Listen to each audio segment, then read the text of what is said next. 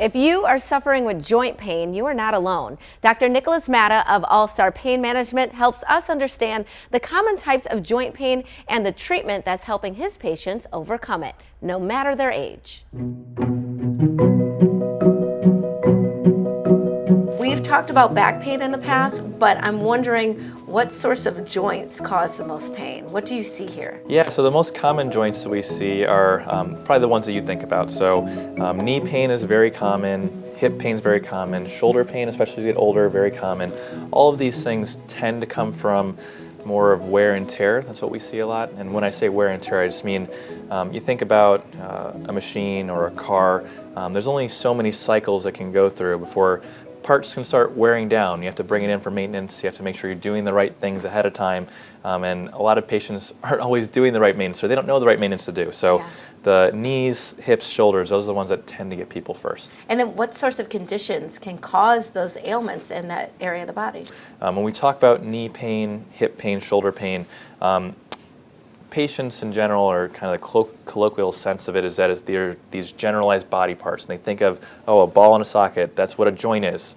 But when we talk about knee pain, hip pain, shoulder pain, again, it's about finding the targets, finding where that pain's coming from. And most people, a lot of people, especially patients over 40 or 50 years old, a lot of it's going to be coming from arthritis, which is a degenerative condition. It's just what we call that long-term wear and tear, where the joint spaces, and a joint is two bones that come together and articulate around each other. And when those joint spaces start to narrow and narrow and narrow and narrow, the bones start to rub on each other, that's when you start having arthritis. And when those bones start rubbing on each other, you get inflammation, irritation, and that's what tends to cause the pain. So that's probably one of the most common conditions that we treat is osteoarthritis, or wear and tear on the bones. You know, a lot of times people are just afraid that the first thing that a doctor is going to say is, you need surgery. Exactly. And that is not the case here. Exactly. You're going to go through all of these steps before that is the final result, if you even get there. Exactly, exactly. And so many patients come in saying, I don't want to do surgery. What options do I have? And I'm so glad when we are able to talk to them. And sometimes I have to tell them, like, hey, the best option for you probably is surgery. We have things we can do to try to avoid surgery, but for you, the safest and best thing is surgery. And it's tough when patients have to hear that, and we have to tell them that sometimes. Right. But the vast majority of patients, we can do a lot of things. We have a lot of options to try before even going down the surgical route. The holistic things are very important. So trying to do activity modification to decrease things that are increasing the pain. So, you know, patients that are heavy laborers or construction workers, they tend to have rotator cuff problems. Trying to lay off of the heavy lifting or the heavy striking of different materials or twisting of different materials. Those things can make a big difference in terms of relieving the pain. But then you have to have appropriate activity on top of that. I have a lot of patients that come in and say, oh, well, doctor, you know, I had activity that led to this pain. Now you're prescribing to me physical therapy, which is more activity.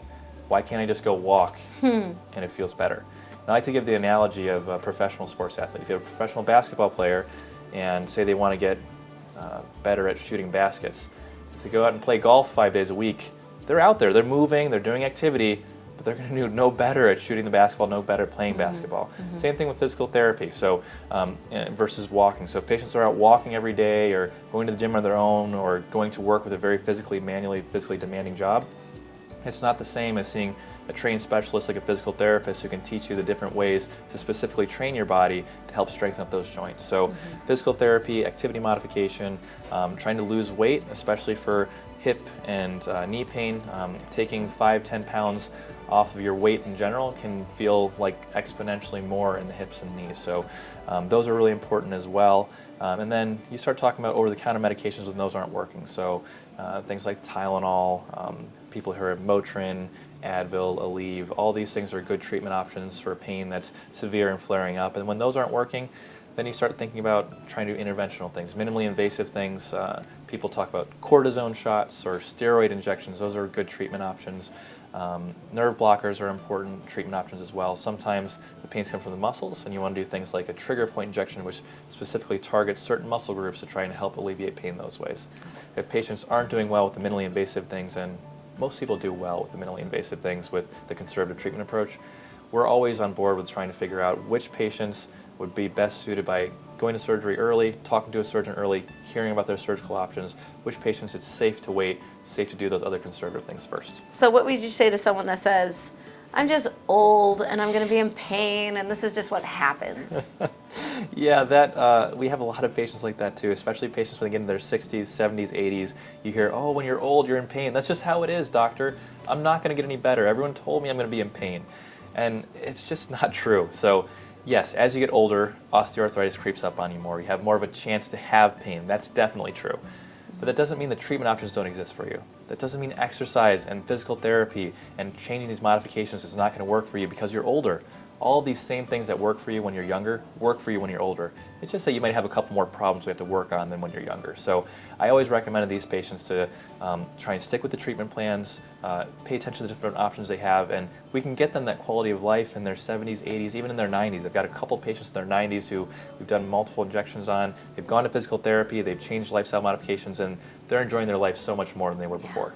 That's amazing. For more information on All-Star Pain Management and Regenerative Medicine, check out their website. We'll be right back with more Midday Maryland right after this. Stay tuned.